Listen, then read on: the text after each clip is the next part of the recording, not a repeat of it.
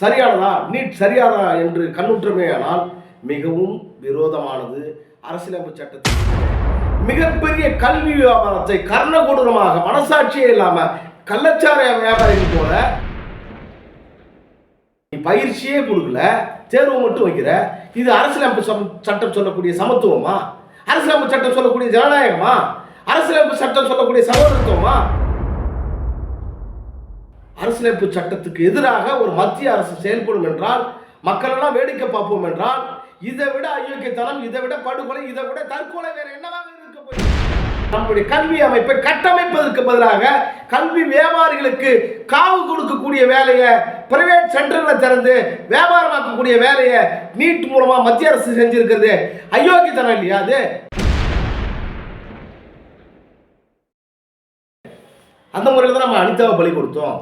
நடைபெறமா பல அனிதாக்கள் நடந்து கொண்டிருக்கிறாங்க. ஒரு நாடு ஒரு இந்தியாவை கட்டமைப்பதற்கு மருத்துவக் கல்வி பயில விருப்பம் உள்ள அனைவருக்குமான வாய்ப்பை கொடுப்பது, அவர்களை தகுதியுடையவர்களாக மாற்றுவது என்பதே ஒரு ஜனநாயக அரசாக இருக்கும், ஒரு சோசலிச அரசாக இருக்கும்.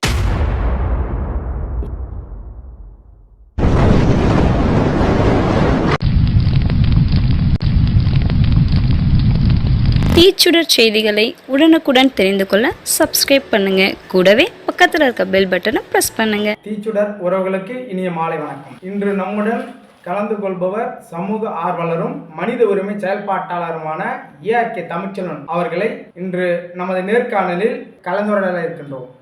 சார் வணக்கம். தீச்சுடர் நேயர்களுக்கு இனிய வணக்கம். சார், இப்போது பரபரப்பாக போய்கொண்டிருக்கும் நீட் தேர்வை பற்றி உங்களுடைய கருத்து என்னங்கிறத பதிவு பண்ணுங்க சார். சார், எந்த ஒரு நாடாகிலும் அந்த நாட்டினுடைய அரசியலமைப்பு சட்டப்படி தான் செயல்பட முடியும் என்பதுதான் விதி. அது அந்த நாட்டினுடைய அரசுகளாக இருந்தாலும் சரி, அந்த நாட்டினுடைய குடிமக்களாக இருந்தாலும் சரி, அரசியலமைப்பு சட்டப்படி தான் செயல்பட்டாக வேண்டும்.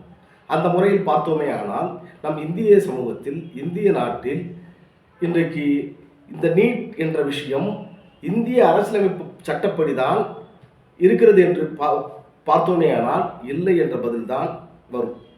ஏனென்று சொன்னால் நம் இந்திய அரசியலமைப்பு சட்டம் ஜனநாயகம், சமத்துவம், சகோதரத்துவம், சோசலிசம் என்று வலியுறுத்துகிறது. அதை தான் கோட்பாடாக வைத்திருக்கிறது, அதை தான் வழிகாட்டலாக வைத்திருக்கிறது. ஆனால் நீட் என்று அறிவித்திருக்கிற அரசு, மத்திய அரசு, அதனுடைய செயல்பாடு சரியானதா, நீட் சரியானதா என்று கண்ணுற்றமே ஆனால் மிகவும் விரோதமானது, அரசியலமைப்பு சட்டத்திற்கு எதிரானது. நாடு முழுவதும் இருக்கக்கூடிய மாணவர்களை, மருத்துவம் படிக்க விரும்பும் மாணவர்களை மருத்துவம் படிப்பதற்கு செல்வதற்கு வழிகாட்டியாக நீட் இருக்கும் என்று மத்திய அரசாங்கம் இப்படி ஒரு ஏற்பாட்டை செய்திருக்கிறது. அப்படி ஒரு ஏற்பாட்டை செய்திருக்கக்கூடிய அரசிடத்தில் ஏன் ஒரு அடிப்படையான கேள்வி எழவில்லை? ஒரு பயிற்சி வைக்கிறோமே என்றால், ஒரு தேர்வு வைக்கிறோமே என்றால், அந்த தேர்வுக்கு யாரெல்லாம் தயாராகிறார்களோ அவர்கள் எல்லாம் அதற்கு பயிற்சி அளிக்க வேண்டும். நீட் என்ற தேர்வை இவர்கள் பிரகடனம் செய்து விட்டார்கள், அறிவிப்பு செய்து நடத்தி கொண்டிருக்கிறார்கள். நீட் தேர்வில் பங்களிப்பது செய்வதற்காக, நீட் தேர்வில் பங்கேற்பதற்காக பயிற்சி அளிக்கப்படுகிறதா அரசின் சார்பில்? இல்லை. ஆனால் தனியார் நிறுவனங்கள், ஏராளமான நிறுவனங்கள் லட்சக்கணக்கான ரூபாய், 1 லட்சத்தில் துவங்கி 10 லட்சம், 12 லட்சம் வரையிலே மிகப்பெரிய கல்வி வியாபாரத்தை கர்ணகொடூரமாக மனசாட்சியே இல்லாமல் கள்ளச்சார வியாபாரிகள் போல நீட் கோச்சிங் சென்டரை நடத்திட்டு இருக்கிறாங்க. எதுக்கு சார் இந்த நீட் எக்ஸாமு? ஒன்று நீட்டுக்கு நீ கோச்சிங் கொடுத்துருக்கணும். கோச்சிங் எல்லாருக்கும் சமமாக கொடுக்க மாட்டேன் எந்த வகையிலையும். உன்னுடைய கேள்வித்தாள் மட்டும் எல்லாருக்கும் சமமாக அனுப்புவேன். அந்த கேள்வித்தாளில் இருக்கக்கூடிய அம்சங்கள் இவன் பயிற்சி எடுத்துக்கொண்டதான் பார்த்தா பயிற்சி எடுத்துக்கொண்டதாக இருக்காது. இது யாருக்கு பயனுள்ளதாக இருக்கும்? இன்றைய தினம் டெய்லியும் கைது நடவடிக்கைகள் தொடர்ந்து இருக்குது. இந்த ஆண்டு 2024-25 கல்வி ஆண்டுக்கான மாணவர் சேர்க்கையில் நீட் தேர்வை முன்னிட்ட இந்த ஏற்பாட்டில் நீட் தேர்வுக்கான கேள்வித்தாள் வெளியிடப்பட்டதாக, கொள்ளையடிக்கப்பட்டதாக, அதில் லட்சக்கணக்கான கோடிக்கணக்கான ரூபாய்கள் வியாபாரம் செய்யப்பட்டதாக செய்திகள் வந்து கொண்டிருக்கு, கைதிகள் வந்து கொண்டிருக்கிறது. இன்றைக்கு மத்திய அரசாங்கம் ஆளக்கூடிய வட மாநிலங்கள் ஏற்பட்ட செய்திகள் எல்லாம் நம்ம கண்ணுற்று கொண்டு இருக்கிறோம். இது அயோக்கியத்தமானது இல்லையா? நீ பயிற்சி வை, எல்லாருக்கும் சமமான பயிற்சி வை. அந்த பயிற்சியை வச்சுட்டு நீ தேர்வை வை. நீ சரியான ஆள்னு அர்த்தம். நீ பயிற்சியே கொடுக்கல, தேர்வு மட்டும் வைக்கிற. இது அரசியலமைப்பு சட்டம் சொல்லக்கூடிய சமத்துவமா? அரசியலமைப்பு சட்டம் சொல்லக்கூடிய ஜனநாயகமா? அரசியலமைப்பு சட்டம் சொல்லக்கூடிய சகோதரத்துவமா? அரசியலமைப்பு சட்டம் சொல்லக்கூடிய சோசலிசமா? என்ன அரசு இது? அரசியலமைப்பு சட்டத்துக்கு எதிராக ஒரு மத்திய அரசு செயல்படும் என்றால் மக்களெல்லாம் வேடிக்கை பார்ப்போம் என்றால் இதை விட அயோக்கியத்தனம், இதை விட படுகொலை, இதை விட தற்கொலை வேற என்னவாக இருக்க போகிறது? எவ்வளவு கனவுளான இந்த நாட்டுக்கு மருத்துவ சேவையை செய்ய வேண்டும் என்று மாணவர்கள், இளம் குருத்துகள் அந்த மருத்துவ கல்விக்காக தங்களை அர்ப்பணித்துக் கொள்ள வேண்டும் என்று, பங்கெடுத்துக் கொள்ள வேண்டும் என்று அலைமோதுகிறாங்க. இன்றைக்கு சமூகத்தில் மருத்துவருடைய தேவையும் அதிகமாக இருக்குது. இந்த உலகம் முழுவதும் இருக்கக்கூடியதா கியூபாவெல்லாம் பார்த்தோன்னா 100 பேருக்கு ஒரு மருத்துவர் இருக்கிறதா சொல்கிறாங்க.